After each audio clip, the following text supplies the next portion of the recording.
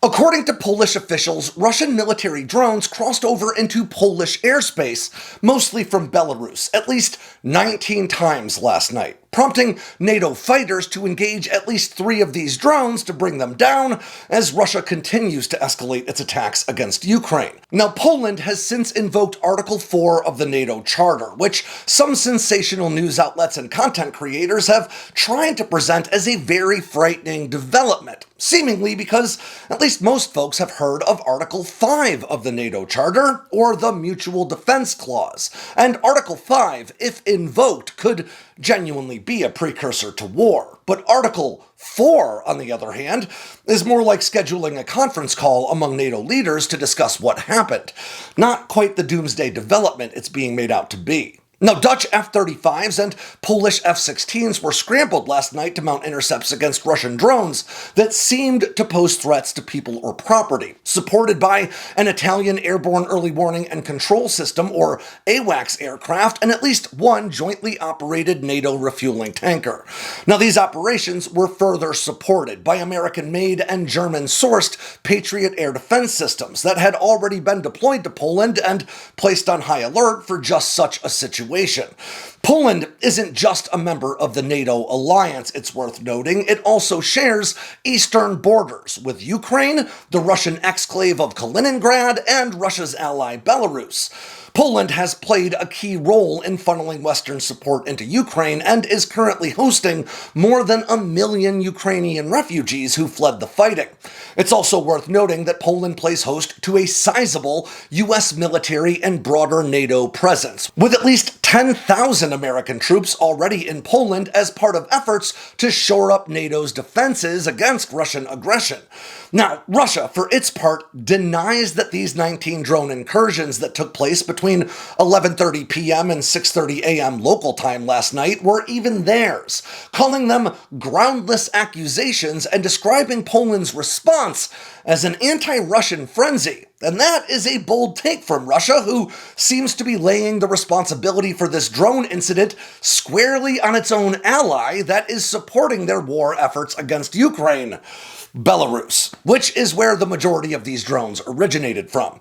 Now, some reports of drone debris in Poland suggest that at least some of the drones that entered their airspace were unarmed decoys that are commonly launched in large-scale attacks, like the one carried out against western Ukraine last night.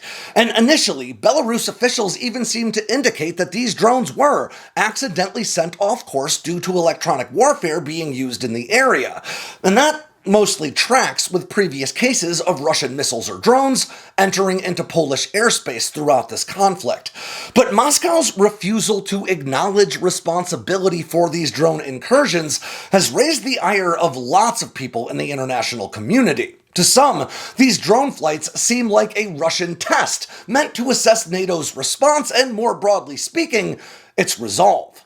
To others, it seems more like a very embarrassing mistake that Russia just won't own up to. But from my vantage point, it seems more likely that this is an embarrassing mistake than a clever strategic ploy. Any intelligence gathered by these drones won't apply anymore once Poland further bolsters its defenses in response to this incursion. And these drones didn't seem to have any targets or even broader objectives. You could argue that it was meant to spook the Western populace in hopes of reducing support for Ukraine, but broadly speaking, it's more likely to do the opposite. And while this does mark the first time NATO aircraft have been forced to actively engage Russian drones inside NATO airspace, it does at least seem as though this might be a good time to employ Hanlon's razor in our analysis. Hanlon's razor is a rule of thumb that tells us never attribute to malice that which can be adequately explained by stupidity. Or put in simpler terms, people tend to be dumber than they are evil. But I think that might be a little too simple for a situation as complicated as the one unfolding in and around Poland right now, so I'd like to propose a geopolitical variation on this old adage that might better suit international conflicts rather than interpersonal ones. Let's go with, no matter how evil a nation's intentions may be, putting its own survival at risk is more likely the result of incompetence than malice. And in case that isn't entirely clear, what I'm getting at here is that despite Russia's aggressive rhetoric, its military leaders are nonetheless well aware that the last thing they want to do is force NATO into this conflict on Ukraine's behalf. Russia's struggling economy is now projected to barely break $2 trillion in GDP in 2025, while America's alone is projected to come in well over $30 trillion. And NATO's combined spending power will likely exceed $54.3 trillion this year. And of course, while the US and several of its allies have been barring Ukraine from striking deep into Russia with their hand-me-down equipment, open war between NATO and Russia would mean nations like the US taking matters into their own hands, striking Russia themselves with much more advanced hardware. And as much as the B-2 Spirit, the F-22 Raptor, and the Seawolf class of submarines, among a long list of others, would all love to get a chance to get into the fight that they were literally designed to win, I don't think Russia wants to see that happen.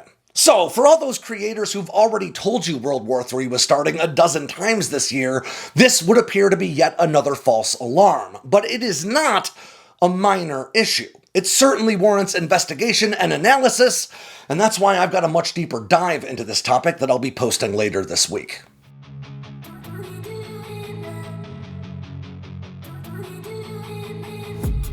I've been dreaming on in my head like I've seen it a life.